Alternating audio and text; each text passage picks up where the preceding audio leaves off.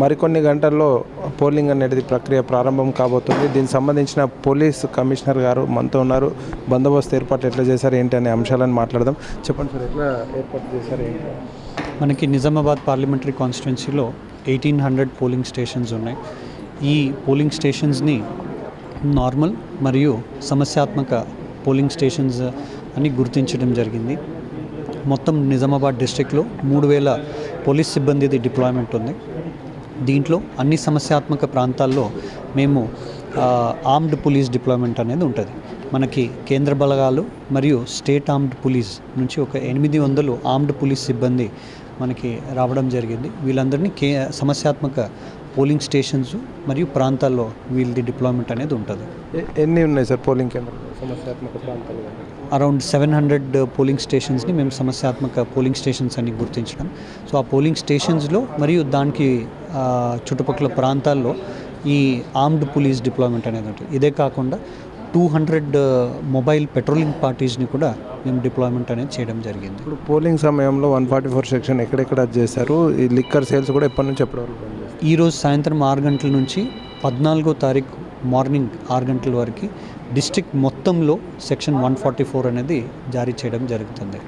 ఎక్కడ కూడా ఏ ప్రాంతాల్లో కూడా పోలింగ్ స్టేషన్ అనేది మాత్రమే కాకుండా ఎటువంటి ప్రాంతాల్లో కూడా 5గురికి ఎక్కువ మంది గుంపు కూడడం నిషేధించడం జరిగింది.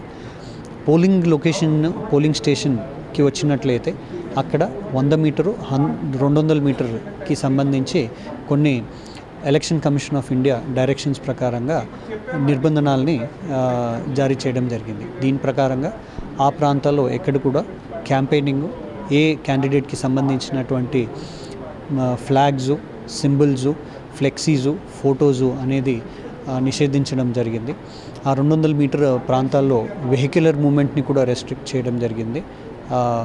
అదే కాకుండా 200 మీటర్ల తర్వాత ప్రతి క్యాండిడేట్కి ఒక చిన్న బూత్ పెట్టుకోవడానికి అవకాశం ఇవ్వడం జరుగుతుంది. ఆ బూత్లో 10x10 టెంట్, ఒక టేబుల్, 2 చైర్లు, మరి 2 వ్యక్తులు మాత్రమే అలౌ చేయడం జరుగుతుంది.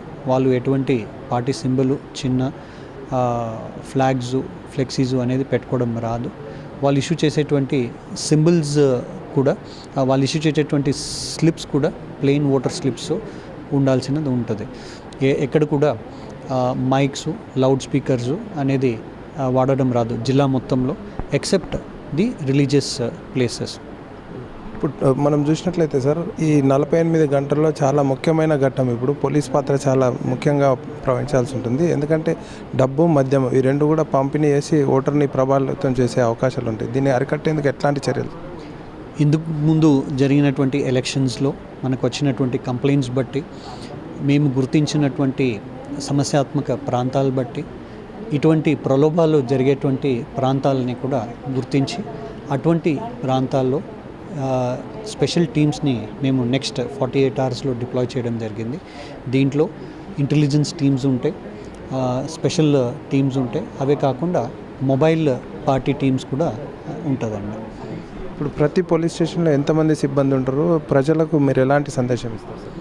ప్రతి పోలీస్ స్టేషన్లో ప్రతి పోలింగ్ స్టేషన్కి ఒక సిబ్బంది ఉంటారు. ప్రతి పోలింగ్ లొకేషన్లో కూడా అక్కడ ఉన్నటువంటి నంబర్ ఆఫ్ పోలింగ్ స్టేషన్స్ బట్టి ఎక్కువ సిబ్బందిని ఏర్పాటు చేయడం జరిగింది. సమస్యాత్మక పోలింగ్ స్టేషన్స్లో మనకి సిఏపిఎఫ్ అంటే కేంద్ర బలగాలది డిప్లాయ్మెంట్ అనేది ఉంటుంది. ప్రజలందరూ ఎటువంటి ప్రలోభాలకి గురి కాకుండా, ఎటువంటి భయప్రాంతాలకి గురి కాకుండా వాళ్ళు స్వేచ్ఛగా, ప్రశాంతంగా వాళ్ళ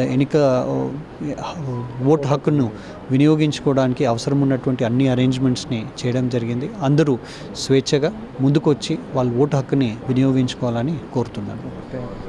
ఓవరాల్గా చూసినట్లయితే ఎక్కడ కూడా ఎలాంటి ఇబ్బందులు లేకుండా పకడ్బందీ ఏర్పాట్లు చేశాం. ప్రతి ఒక్కరు కూడా తమ ఓటు హక్కు వినియోగించుకోవాలని సిపి కల్మేశ్వర్ చెప్తా ఉన్నారు. కెమెరా పర్సన్ సంజయ్తో శ్రీనివాస్, K6 న్యూస్, నిజామాబాద్.